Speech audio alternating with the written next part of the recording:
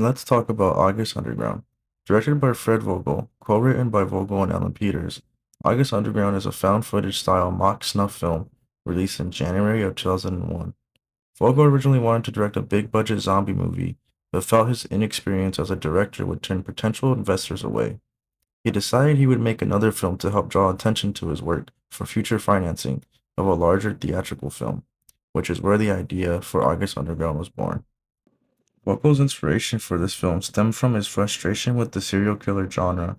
He felt that such movies didn't show what really was going on, and wanted to make something realistic and ugly. August Underground is the first installment of the August Underground trilogy. Its two sequels are called Mortem and Penance. Today, August Underground is one of the most infamous found footage horror films of all time and is always a topic of discussion when regarding some of the most disturbing films ever made. The movie immediately introduces us to two sadistic serial killers, one by the name of Peter and his unnamed accomplice who is always behind the camera recording their activities. Peter invites his friend into his basement. We, the viewers, see what the accomplice sees through his video camera as we follow Peter down into the basement, where we see that he has been holding a woman named Laura captive. The room is covered in blood and bodily fluids. There are pornographic images cut from magazines plastered all over the walls. Laura is in distress, covered in blood as well as her own urine and feces. Peter and his accomplice humiliate and torture the poor woman.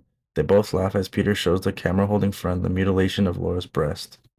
Peter then goes off camera and can be heard rustling around. The man behind the camera holds his attention on Laura until Peter tells him to come check something out in the bathroom. A dead male corpse is seen in the bathtub, full of water, blood, and other remnants. Peter's accomplice zooms in on the man's genitals, and Peter laughs, telling him how he cut off his penis. The camera pans to a grimy porcelain toilet filled with blood, and assuming the dismembered penis from the corpse.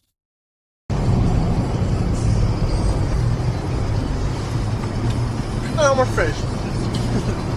The scene cuts to the duo driving around during the day, discussing about plans for the night and how Peter wants to hook up his accomplice with a friend of his. Then abruptly the scene changes and the duo are driving on an isolated road at night. They follow a hitchhiker and convince her to get in the car for a ride. They offer her money in exchange that she exposes herself to them. Uncomfortably, she agrees to their advances, and then she becomes distressed when Peter drives in the opposite way of where they needed to go. He says that he is way too aroused and wants her to perform oral sex on him in exchange for money and the ride to Pittsburgh. They pull over, and both Peter and the woman go outside in front of the car, where she begins to fillet him. He then suddenly begins to viciously beat her. He gets back in the car, and the duo leave her for dead on the side of the road.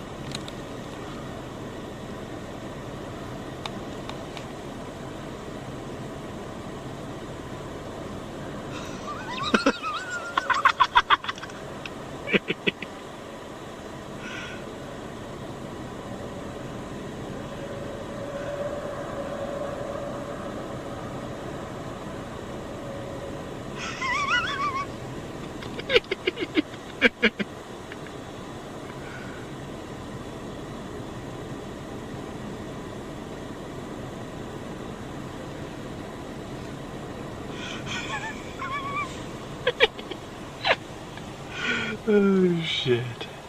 The next scene, the duo is at a show. Peter is shown in a mosh pit and then proceeds to get into a fight with another guy in the crowd. It's the scenes like this, the scenes of the two just hanging out normally, partying, and doing things that other 20-something-year-olds would be doing, that give the film its authentic, home video feel. Later in the film, Peter helps an elderly woman bring her groceries inside her home. He then murders her, and the duo raid her fridge for beer.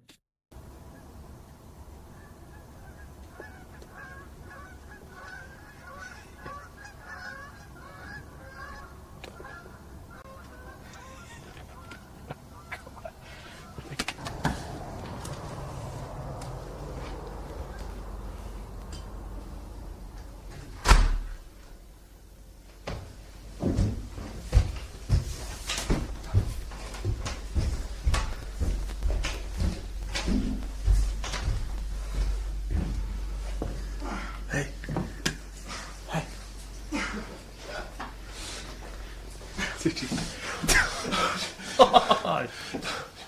Dude, don't laugh, man.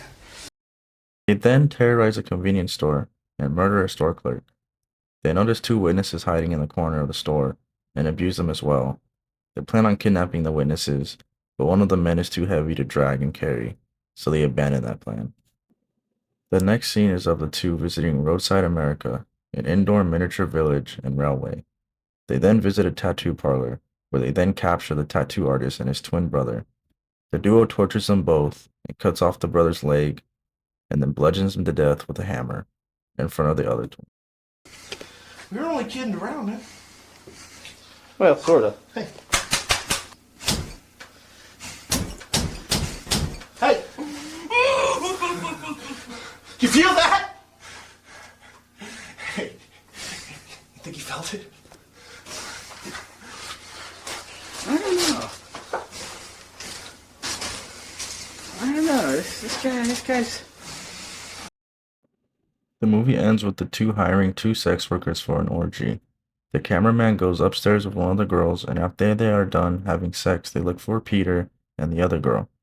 They are missing from the living room, and the cameraman says he knows where they are. They both walk down into the basement, and Peter can be seen sodomizing the other girl while he beats her head in with a hammer. The surviving girl screams and runs upstairs and out of the house.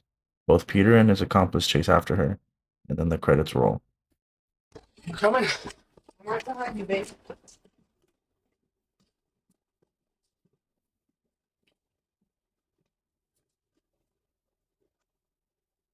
Shit.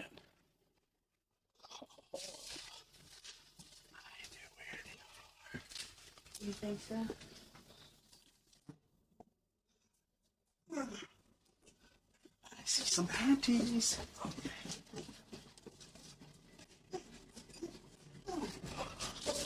Yeah, that's what I'm talking about.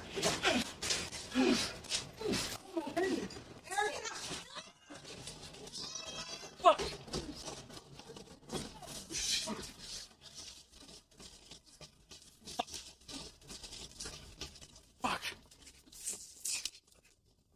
Shit. And that is August Underground. Would you watch this movie? And if you have watched it, what did you think of the film? Leave your comments below.